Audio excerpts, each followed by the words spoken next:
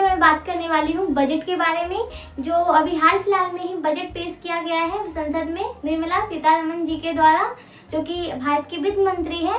और यह बजट उनके द्वारा छठी बार पेश किया गया है। इससे पहले मोरारजी देसाई जी ने जब वो वित्त मंत्री थे तो उन्होंने बजट पास किया था, और उनके बाद छठा बार मतलब कि 6th टाइम उन्होंने निर्मला सीतारमण जी ने ये बजट पास किया है। यानी कि लगातार उन्होंने कई बजट पास किए और ये जो बजट पास किया है ये उनका छठा बजट था। लेकिन ये जो बजट है ये एक अंतरिम बजट है, ये पूर्ण बजट नहीं है। अंतरिम बजट की अगर हम बात करें तो ये बजट चुनाव से 3-4 महीने पहले पेश किया जाता है, और जुलाई में जब चुनाव हो जाएंगे तो हो सकता है कि उसके बाद फिर पूर्ण बजट भी पास किया जाएगा। तो अभी हमें सबसे पहले जानना है कि पूर्ण बजट और अंतरिम बजट में डिफरेंस क्या होते हैं, ये दोनों बजट होते क्या है। तो जो पूर्ण बजट होते हैं ये पूरे वर्ष का वित्तीय ब्यौरा होता है। जैसे कि ये जो पूर्ण बजट होते हैं ये केंद्र सरकार के द्वारा संसद में प्रस्तुत किए जाने वाले बजट होते हैं। जो पूर्ण बजट होते हैं वो कौन से होते हैं, ये केंद्र सरकार के द्वारा संसद में पास किए जाने वाला एक पूर्ण बजट होता है।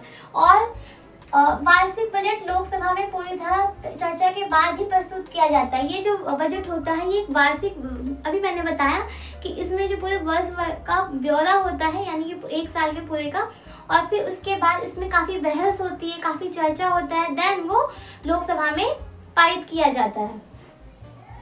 उसके बाद इसमें मतलब जो पूर्ण बजट है इसके अंदर क्या होता है, मतलब इसमें ऐसे क्या होता है। तो हम बात करें तो इसमें जो पिछले वर्ष का आय व्यय होता है, आय व्यय यानी कि खर्चा, जो भी खर्चे जो भी इनकम है उनका विवरण विस्तार रूप से पूर्ण बजट में दिया गया होता है, और ये एक वार्षिक बजट होता है। जबकि अगर हम बात करें अंतरिम बजट की तो ये ठीक आम चुनाव से पहले पास किया जाता है। यानी कि जब आम चुनाव होने वाले होते हैं, जब चुनाव का टाइम होता है तो ठीक उससे पहले ये संसद में पेश किया जाता है, जो कि अभी हुआ है। इसके बाद ये संसद में बिना चर्चा के, यानी कि अगर हम बात करें पूर्ण बजट की तो जो पूर्ण बजट है उसमें काफ़ी बहस होती है, फिर जाके वो लोकसभा में पेश किया जाता है। जबकि जो अंतरिम बजट है ये बिना चर्चा के भी पेश कर दिया जाता है, इसलिए इसको वोट ऑन द अकाउंट भी कहा जाता है। इसलिए अंतरिम बजट को क्या कहा जाता है, वोट ऑन द अकाउंट कहा जाता है। इसमें सामान्य विवरण दिया गया होता है। इस बजट में सामान्य जो विवरण है, इंफॉर्मेशन नॉर्मल ज़्यादा नहीं होता है गहराई से, ये वो वाले विवरण इसमें दिए गए होते हैं। जबकि पूर्ण बजट की अगर हम बात करें तो इसमें जो भी पिछले वर्ष का आय व्यय होता है उनका सारा डिटेल इसके अंदर दिया गया होता है। जबकि अंतरिम बजट में सामान्य विवरण होता है, और इसमें जो सरकार की जो आवश्यक सेवाएं हैं उनको जारी रखने की बात इसमें कही गई होती है, और उसके बारे में ही सारी डिटेल होती है। तो ये था आपका अंतरिम बजट और पूर्ण बजट। अब हम बात करें कि जो अभी अंतरिम बजट पास हुआ है इस बजट के अंदर क्या क्या खास बातें हैं। तो सबसे पहले हम बात करें जीडीपी की। तो इसमें सबसे पहले ये है कि जीडीपी को, यानी कि जो भारत की जीडीपी है उसको 2030 तक $7 ट्रिलियन के आंकड़े तक ले जाना है। मतलब इसमें जो पहला एम है इस बजट में ये क्या है कि जो भारत की जीडीपी है, अच्छा आप लोग बताना कि जीडीपी का फुल फॉर्म क्या है। लेकिन हाँ, इस बजट में ये भी पेश किया गया था कि जीडीपी का एक नया नाम दिया गया है। मैं आपको नया नाम बताऊंगी, लेकिन आप जो जीडीपी है इसका पुराना वाला नाम, यानी कि जो पहले अब तक जिस नाम से जानते थे वो नाम आप हमें कमेंट सेक्शन में बताना, और मैं इसका न्यू नाम बताऊंगी। क्योंकि इस बजट में ये भी कहा गया था कि जो जीडीपी है उसका नाम चेंज कर दिया गया है, और नया नाम मैं बताऊंगी, लेकिन उससे पहले आप कमेंट सेक्शन में इसका पुराना वाला नाम बताना। जीडीपी, जी से यहाँ पे आ गया गवर्नेंस, डी से डेवलपमेंट, पी से परफॉर्मेंस। अब जो नया नाम है जीडीपी का, इस बजट में ही जीडीपी को नया नाम दिया गया है, जो कि है गवर्नेंस, डेवलपमेंट, परफॉर्मेंस। ये आपसे नया नाम है जीडीपी का। तो क्या बोला गया है कि इंडिया की जो जीडीपी है 2030 तक $7 ट्रिलियन के आंकड़ों तक ले जाना है। इसमें 4 प्रकार की जातियों को विशेष ध्यान देने की बात कही गई है। इस बजट में क्या कहा गया है कि जो 4 प्रकार की जाति है, जैसे कि जो गरीब वर्ग है, जो युवा है, महिलाएं हैं, किसान हैं, जो ये 4 वर्ग है इन पे विशेष ध्यान देने की आवश्यकता है, ताकि इनका और ज़्यादा अच्छे से विकास हो सके। इसमें इनोवेशन को बढ़ावा देने के लिए 1 लाख करोड़ रुपए का लोन देने की बात कही गई है। इस बजट में ये कहा गया है कि जो इनोवेशन को बढ़ावा देने के लिए 1 लाख करोड़ रुपए का लॉन्ग टाइम लोन दिया जाएगा, वो भी इंटरेस्ट फ्री। इससे क्या होगा, जैसे देखो अभी तक क्या था कि हम लोन लेते थे, उसमें फिर इंटरेस्ट का बढ़ जाता था, उसमें फिर उससे क्या होता था, कर्ज के तले इंसान दब जाता था। लेकिन इस बजट में क्या कहा गया है कि इनोवेशन को बढ़ावा देना है, इसके लिए 1 लाख करोड़ रुपए का लोन भी लॉन्ग टर्म दिया जाएगा। लोन लॉन्ग टर्म दिया जाएगा, यानी कि लंबे टाइम के लिए दिया जाएगा, और वो भी इंटरेस्ट फ्री दिया जाएगा। इससे क्या होगा कि जो भी युवा वर्ग है या फिर जो भी व्यक्ति लोन ले रहा है, उनको परेशानियां ना हो, वो परेशानी मुक्त हो, बिना टेंशन के हो, और अपने जो काम है उस पर वो फोकस कर सको, उनको इंटरेस्ट वगैरह के ब्याज की चिंता नहीं होगी। तो इंटरेस्ट फ्री दिया जाएगा लोन। फिर है विभिन्न राज्यों को 50 साल के लिए 75,000 करोड़ रुपए का लोन दिया जाएगा। जो अलग अलग राज्य हैं उनको 50 साल के लिए 75,000 रुपए करोड़ का लोन दिया जाएगा। अब ये भाई अलग अलग राज्यों को क्यों दिया जा रहा है? अलग अलग राज्यों को इसलिए लोन दिया जा रहा है, वो जैसे कि वो जो राज्य है वो अपने राज्यों के अंदर जो लोग हैं उनकी भलाई कर सके, अपने इंफ्रास्ट्रक्चर को ठीक कर सके, वहाँ पे जो चीज़ें मतलब सही नहीं है उसको ठीक कर सके, जो भी राज्यों की कमी है मतलब अपने राज्यों की अच्छे से ज़्यादा से ज़्यादा वो भलाई कर सके, उसके लिए इतना लोन दिया जा रहा है। फिर प्रधानमंत्री जन धन योजना के तहत 34 लाख करोड़ रुपए का डायरेक्ट बेनिफिट ट्रांसफर किया तो 2.7 लाख करोड़ का फायदा मिला। यानी कि प्रधानमंत्री जन धन योजना और प्रधानमंत्री जन धन योजना के तहत क्या कहा गया कि जो 34 लाख करोड़ रुपए का जब डायरेक्ट बेनिफिट ट्रांसफर यानी कि DBF किया गया, तो इससे क्या हुआ, 2.7 लाख करोड़ रुपए का फायदा मिला है। ये भी इस बजट में कहा है। इनाम से मीडिया को जोड़ा गया। अब ये इनाम क्या है, ई से हो गया आपका इलेक्ट्रॉनिक नेशन एग्रीकल्चर मशीन, इससे किसको जोड़ा गया है, मीडिया को जोड़ा जाएगा। इस बजट में कहा गया कि जो इनाम है यानी इलेक्ट्रॉनिक नेशन एग्रीकल्चर मशीन से मीडिया को जोड़ा जाएगा। 2013-14 में देखो जो वित्त मंत्री निर्मला सीतारमण जी है, उन्होंने कहा कि 2013-14 में जो एवरेज पर कैपिटल इनकम 68,572 रुपए थी, जबकि 2023-24 में ये 98,374 रुपए एवरेज पर कैपिटल इनकम हो गई है। इन्होंने कहा डिफरेंस बताया कि जबकि जो चीज 2013-14 में जो एवरेज पर कैपिटल इनकम थी वो कितनी थी, 68,572 रुपए थी, जबकि अगर 2023-24 की बात करें तो कितनी हो गई है, 98,374 रुपए। यानी कि पर कैपिटल इनकम जो होती है ना, एवरेज पर कैपिटल इनकम पहले तो 68,572 थी, जो कि 23-24 में कितनी हो गई, 98,000 यानी कि 98,374 रुपए हो गई है। फिर आपका यहाँ पे आ जाता है जीडीपी का, कि जीडीपी जैसे मैंने पहले ही बता दिया है कि जीडीपी को एक नया नाम दिया गया है। पहले था गुड्स डोमेस्टिक प्रोडक्ट्स, सकल घरेलू उत्पाद, जो कि अब क्या नाम दिया गया है, गवर्नेंस डेवलपमेंट परफॉर्मेंस। ये अब नया नाम दिया गया है। ये आपके जीके के लिए काफी अच्छा है, क्वेश्चन बनता है, पूछा जाएगा कि अब जीडीपी का न्यू नेम क्या है। जो वित्त मंत्री सीतारमण जी है, उन्होंने कहा कि जो रिफॉर्म परफॉर्म ट्रांसफॉर्म ये जो सिद्धांत है, इन पे उन्होंने विस्तार से चर्चा किया। और उसके बाद हम एक और पॉइंट देखें यहाँ पे, तो सबका साथ सबका विकास। आपने ये स्लोगन सुना होगा कि सबका साथ सबका विकास।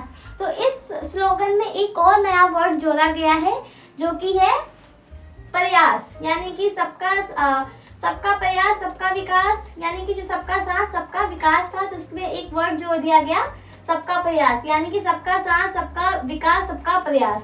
ठीक है, और ये वर्ड क्यों जोड़ा गया है, ये इसलिए जोड़ा गया ताकि भारत को 2047 तक विकसित राष्ट्र बना सके, यानी कि और अच्छे से डेवलपमेंट कर सके। अभी जो है वो विकासशील है, तो इसको विकसित राष्ट्र बनाने के लिए इसमें एक और वर्ड जोड़ा गया है। स्किल इंडिया मिशन के तहत 1.4 करोड़ युवाओं को ट्रेन किया गया है, जबकि 24 लाख लोगों को पुनः प्रशिक्षित किया गया है। और इसके लिए क्या किया गया है कि नए कुछ संस्थाएं खोले गए हैं, जैसे कि 7 नए IIT खोले गए, 16 नए IIIT, 15 नए AIIMs, 190 नए विश्वविद्यालय खोले गए और इसके साथ ही 7 नए IIMS खोले गए। उसके बाद 9 से 14 साल तक की जो लड़कियां हैं, यानी कि 9 से 14 वर्ष तक की जितनी भी लड़कियां हैं, गर्ल्स हैं, उनको सर्वाइकल कैंसर का टीका भी लगाया जाएगा। इस बजट में ये भी कहा गया है।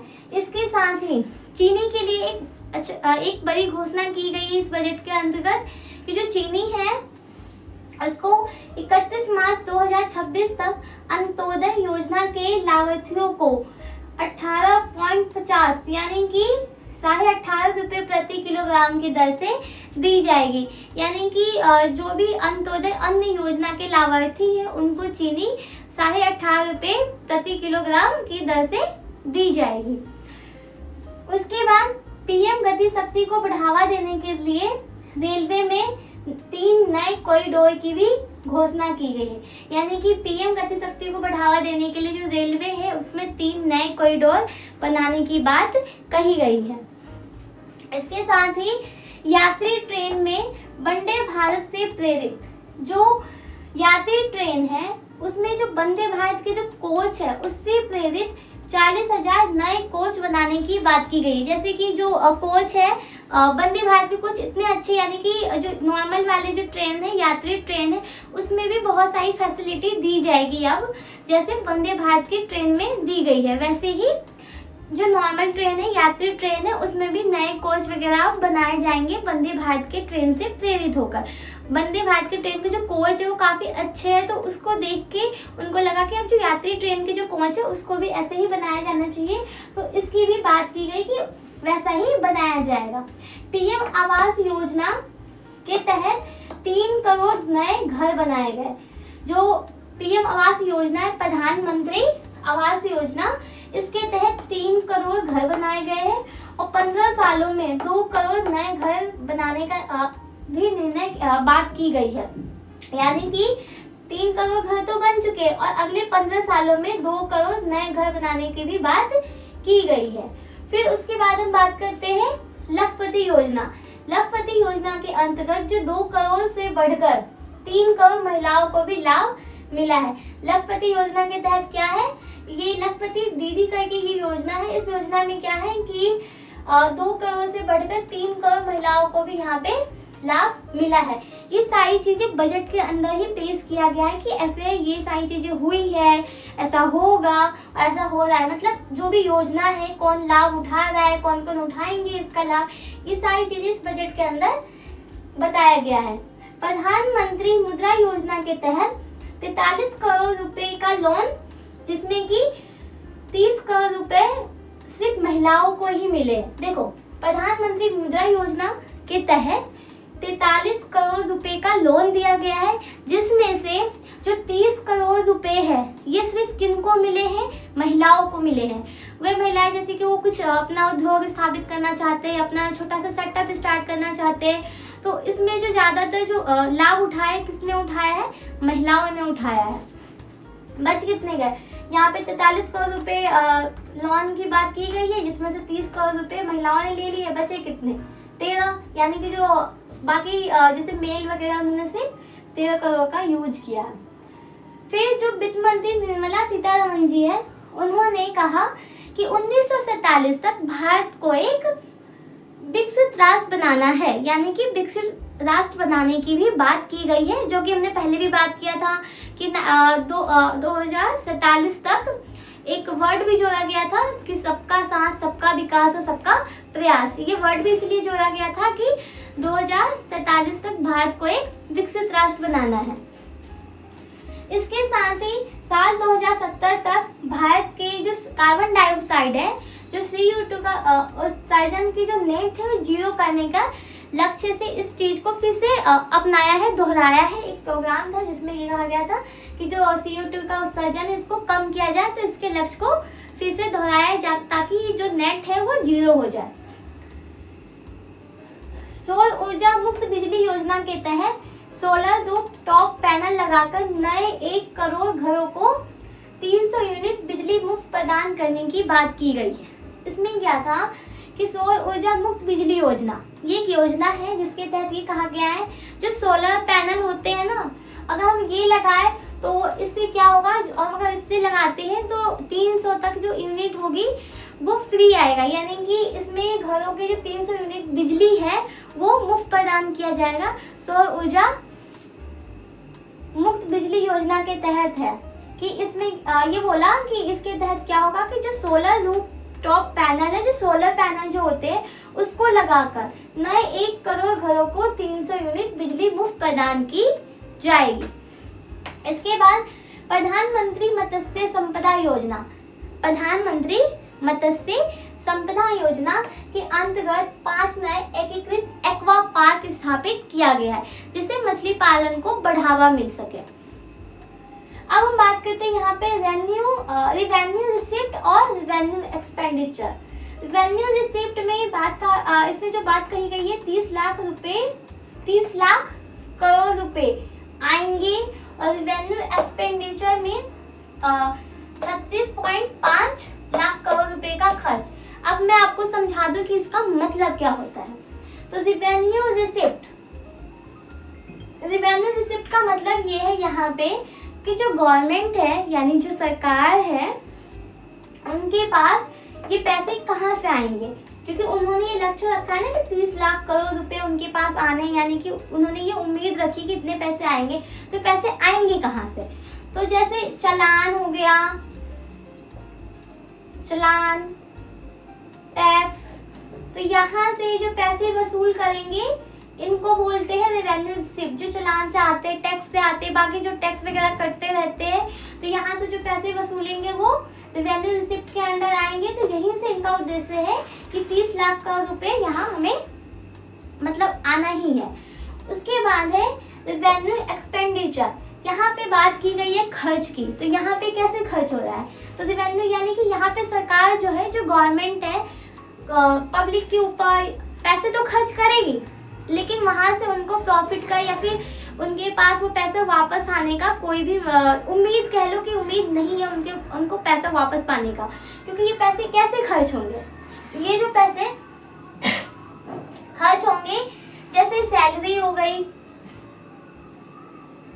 पेंशन हो गया, तो ये लोगों को दी जाती है। जो भी वर्कर्स है वो काम कर रहे हैं तो उनको हम सैलरी देंगे, पेंशन देंगे, तो जो उनको मिलते हैं, पीएफ वगैरह भी मिलते हैं, काफ़ी चीज़ें मिलते हैं, तो ये जो गवर्नमेंट देती है ये उनका खर्चा है। तो उन्होंने क्या यहाँ पे रखा है लक्ष्य कि 36.5 लाख करोड़ रुपए का यहाँ पे खर्च होगा। यहाँ पे यही है कहने का मतलब कि पेंशन पे, सैलरी पे, वेजेस पे जो भी पैसे खर्च होंगे इतने होंगे, और जो पैसे आएंगे टैक्स लेके, चालान काट, जैसे कि देखा होगा आपने, अगर हम हेलमेट ना लगाए तो चालान काट दिया जाता है। तो ये पैसे कहाँ जाते हैं, होम रेंट जो होता है, जैसे होम रेंट टैक्स होता है, घर का भी जो टैक्स जाता है वो भी गवर्नमेंट के पास ही तो पैसे जाते हैं। तो ये पैसे सारे टैक्स जो वसूलती है इसी में आते हैं रिसिप्ट में। रिसिप्ट मतलब क्या होता है, प्राप्त करना, तो हम लोगों से वो पैसे प्राप्त करते हैं। और इन दोनों के जो अंतर होते हैं यानी कि रेवेन्यू रिसिप्ट और रेवेन्यू एक्सपेंडिचर, इन दोनों के जो डिफरेंस होते हैं उनको क्या बोलते हैं, रेवेन्यू डेफिसिट। इन दोनों के डिफरेंस को क्या बोलते हैं, रेवेन्यू डेफिसिट। और इस बार जो ये रेवेन्यू डेफिसिट है ये 2% आया है, और अगर यही जीरो आता, अगर यही रेवेन्यू डेफिसिट अगर जीरो आता तो ये हमारे लिए काफ़ी अच्छा होता और ये काफ़ी अच्छी बात होती, लेकिन अभी कितना आया है, 2% आया है। अब हम बात करते हैं कैपिटल रिसिप्ट, एक है इफेक्टिव कैपिटल एक्सपेंडिचर।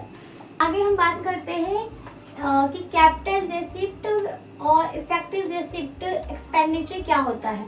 तो जो कैपिटल रिसिप्ट होते हैं ये कौन से होते हैं, जैसे कि जो गवर्नमेंट है वो इसमें इन्होंने टारगेट दिया है कि 17.6 लाख करोड़ जो रुपए है ये आएंगे। इन्होंने इतने 17.6 लाख करोड़ रुपए की आने की उम्मीद की है।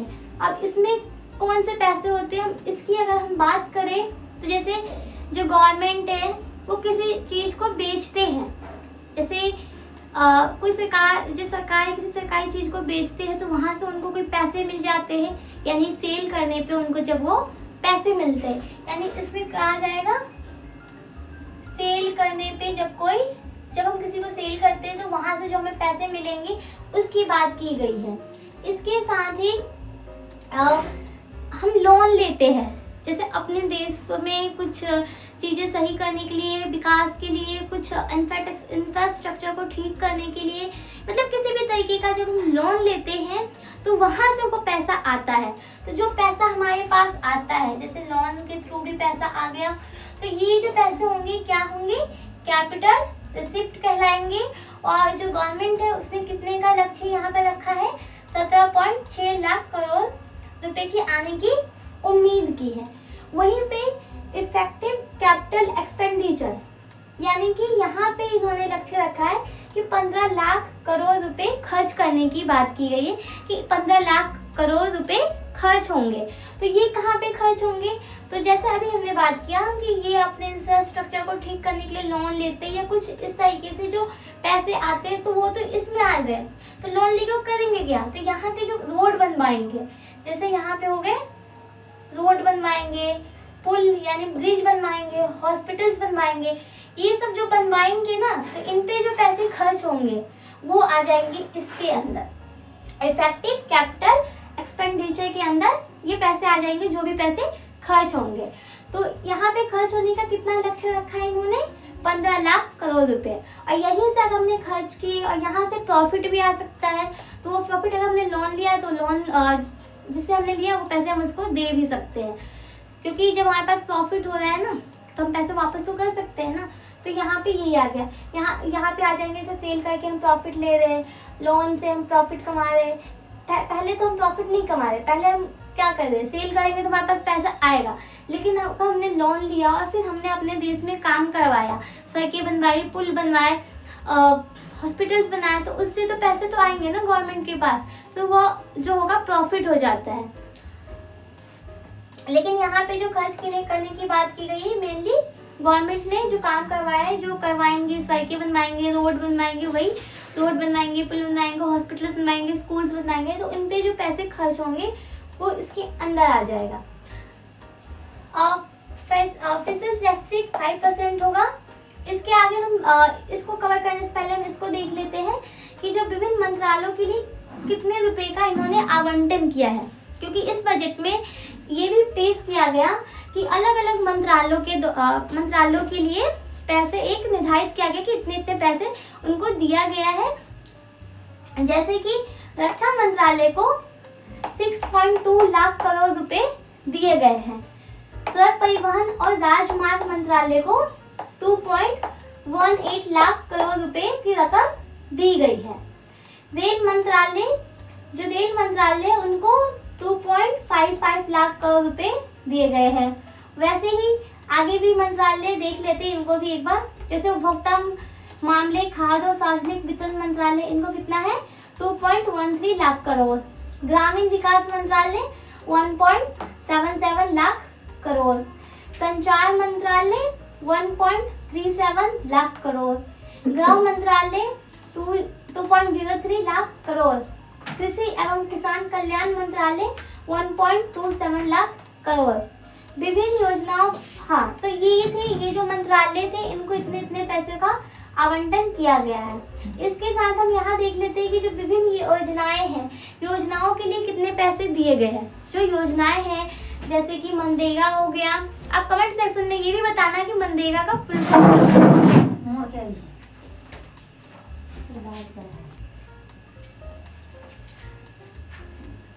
विभिन्न योजनाओं के लिए कितने, मतलब जो रकम है कितने कितने का यहाँ पे आवंटन किया, हम इसको देखते हैं। पहला हम देखते हैं मनरेगा 2024-25 का भी है यहाँ पे और 2023-24 का भी है। तो देखो, जो 2023-24 की बात करें तो 60,000 करोड़ रुपए की बात की गई थी, मतलब उस टाइम पे 60,000 करोड़ रुपए दिए गए थे, जबकि 2024-25 में कितना कर दिया है, बढ़ा के 86,000 करोड़। आयुष्मान भारत योजना पहले कितना था, 7200 करोड़, और अब कितना हो गया है, 7500 crore. Production linked incentive scheme पहले कितना था, 4645 करोड़, अब कितना हो गया है, 6200 crore. Display manufacturing ecosystem and semiconductor विकास, इसके लिए कितने पैसे दिए गए, पहले थे सिर्फ 3000 करोड़ और अब कितना किया गया है, 6903 करोड़। सोलर पावर, इसमें पहले थे 4970 करोड़ और अब कितने कर दिए हैं, 8500 करोड़, यानी 8500 करोड़। उसके बाद हम बात करते हैं कि और क्या क्या इसमें ऐड किए गए हैं। तो यहाँ पे देखो आयकर स्लैब, यानी कि जो इनकम है आयकर स्लैब है, इसमें कोई भी चेंज नहीं किया गया है। इसके साथ ही जो वित्त मंत्री है उन्होंने कहा कि टैक्स स्लैब में कोई चेंज नहीं किया जाएगा और आयकर दाता को भी कोई छूट नहीं दी जाएगी। तो इसमें आप देख सकते हो कि ये था कि जो टैक्स स्लैब थे उसमें चेंज नहीं किया गया और इसके साथ ही जो आयकर दाता थे उसको राहत भी नहीं दी गई है। हाँ, एक और इसमें ये पॉइंट आ जाता है, जैसे 7.5 लाख तक की जो आय है इस पर किसी भी प्रकार का कोई भी टैक्स नहीं लगेगा। क्या बोला गया है यहाँ पे कि 7.5 लाख तक की आय पर, मतलब 7.5 लाख की इनकम पे कोई भी तरीके का टैक्स नहीं लगाया जाएगा। इसके साथ ही इसमें ये भी कहा गया है कि 3 लाख तक की आय टैक्स फ्री होगी। अब आप ये सोचोगे कि अभी तो बोला कि 7.5 लाख तक की जो इनकम होगी उस पर कोई टैक्स नहीं लिया जाएगा और अभी कहा जा रहा है कि 3 लाख तक की जो इनकम होगी वो फ्री होगी। तो ये पॉसिबल कैसे है? तो जो 7.5 है इस पर टैक्स लगेगा कि नहीं लगेगा, क्योंकि यहाँ तो बोला क्या है ना कि 3 लाख तक की टैक्स फ्री है, 3 लाख तक की आय जो है उसकी टैक्स फ्री है। तो देखो यहाँ पे ये है कि जो यहाँ पे बोला गया है कि 7.5 लाख तक की आय तो उस पर कोई टैक्स नहीं लगेगी, लेकिन 3 लाख तक की जो आय है वो तो फ्री होगी ही होगी। लेकिन 87P यानी 87P के तहत 7.5 लाख तक के रुपए की टैक्स की छूट दी गई है, यानी कि यहाँ पे एक 87P के तहत 7.5 लाख तक रुपए की छूट दी गई है। या अगर हम इसका यूज ना करें, 87P का यूज हम ना करें तो हो सकता है इस पर टैक्स लग जाए, लेकिन अब टैक्स नहीं लगेगा। इसके बाद हम बात करते हैं इनकम भरने की प्रक्रिया। तो पहले जो थी इनकम जो टैक्स वगैरह की जो प्रक्रिया थी काफ़ी ज़्यादा टफ थी, अब क्या हो गया है, इजी हो गया है, आसान हो गया है। और हाँ, जल्द से इसमें रिफंड करने की प्रक्रिया को सम्मिलित किया जाएगा। कॉर्पोरेट टैक्स घटाकर 22% कर दिया गया है। स्टार्टअप के लिए टैक्स छूट 1 साल के लिए ब्याज मुक्त कर्ज भी दिया जाएगा, यानी कि अगर हम कोई है स्टार्टअप करना चाहता है, छोटा सा बिजनेस स्टार्ट करना चाहता है, तो वो उस पर टैक्स फ्री है, उस पर टैक्स पे जो भी लगेंगे पैसे लेंगे ब्याज मुक्त होगा, वो जो भी कर्ज होगा वो ब्याज मुक्त होगा, टैक्स फ्री होगा। और जो आशा बहनें हैं, आशा बहनों को आयुष्मान योजना का लाभ भी दिया गया है और दिया जाएगा, दोनों ही बात यहाँ पे बजट में कहा गया है। मेडिकल कॉलेज स्थापना के लिए कमेटी की स्थापना की गई है। जो मेडिकल कॉलेज है उसकी स्थापना के लिए कमेटी की स्थापना की गई है और जो अन्य एंटरप्रेन्योर्स है उनके लिए 1 लाख रुपए का भी कॉर्पस देने की बात कही गई है। ब्लू इकोनॉमी के तहत नई योजना लाने की बात कही गई है।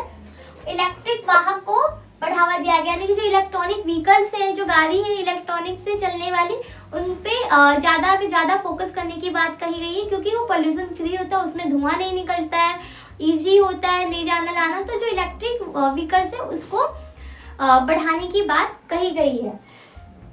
और ये हमने पहले भी देखा कि 50 साल के लिए 1 लाख करोड़ रुपए का लोन ब्याज मुक्त देने की भी बात कही गई है। और हाँ, लक्षद्वीप की जो इंफ्रास्ट्रक्चर है उसको और बढ़ावा देने की भी बात इस बजट में कही गई है। जैसे कि एक अभी आया था controversy of Lakshadweep versus Maldives. तो आपने देखा होगा कि कितने कंट्रोवर्सी चले थे मालदीव को लेके, लक्षद्वीप और मालदीव में कंपैरिजन हुआ था। मैंने इस पे भी आपके लिए एक वीडियो बनाया है कि controversy of Lakshadweep versus Maldives. आप देखना, आपको और अच्छे से क्लियर हो जाएगा कि क्या क्या कंट्रोवर्सी हुए थे इन दोनों ही देशों के बीच में।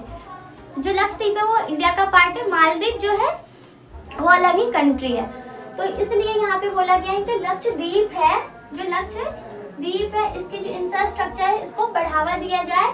और जो मनरेगा है, मनरेगा के लिए 60,000 करोड़ से लेके 80,000 करोड़ का बजट किया गया है। अभी हमने यहाँ पे भी देखा कि जो मनरेगा है सबसे ज्यादा अमाउंट इसे दिया गया है। और हाँ, ये जीके के क्वेश्चन में आ सकता है कि किस योजना में सबसे ज्यादा पैसे देने की बात की गई है, सबसे ज्यादा धनराशि आवंटन हुआ है, तो वो है मनरेगा में। पहले कितना था? 60,000, अब कितना हो गया है? 86,000 करोड़।